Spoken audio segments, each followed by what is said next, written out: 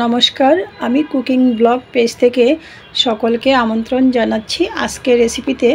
আজকের রেসিপি মিষ্টি আলু শাক বড়া অথবা পাকুড়ার রেসিপিটি সম্পূর্ণ দেখার অনুরোধ রইল। আমি নিয়ে নিয়েছি ছাদবাগান থেকে মিষ্টি আলু শাক, ডাটা আঁশ ফেলে শাক ভালো করে ধুয়ে ডাটাসহ কুচি করে নিয়েছি।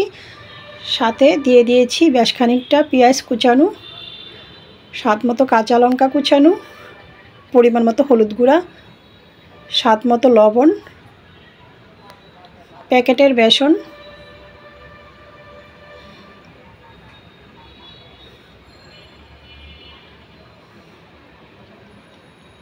সামান্য পরিমাণে রসুন বাটা,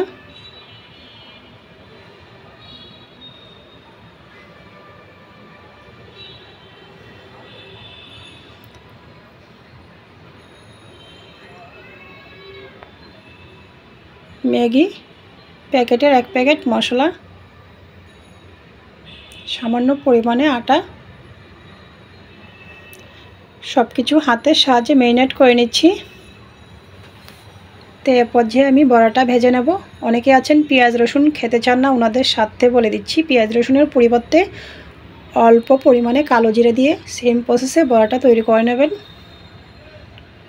তো চুলা অন করে একটি পাত্র বসিয়ে দিয়েছি, দিয়ে দিয়েছি তেল গরম হওয়ার পর একে একে সব কয়টা বড়া ভেজে নেব।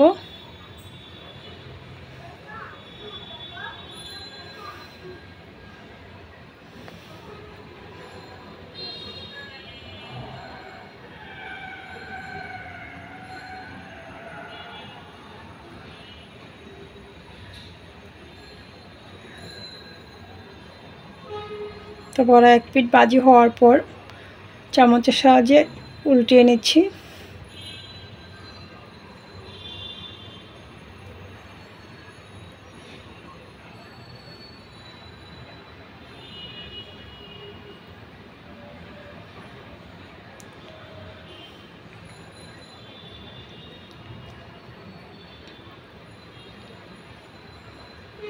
তো বড়া ভাজি হয়ে গিয়েছে, নামিয়ে নেব।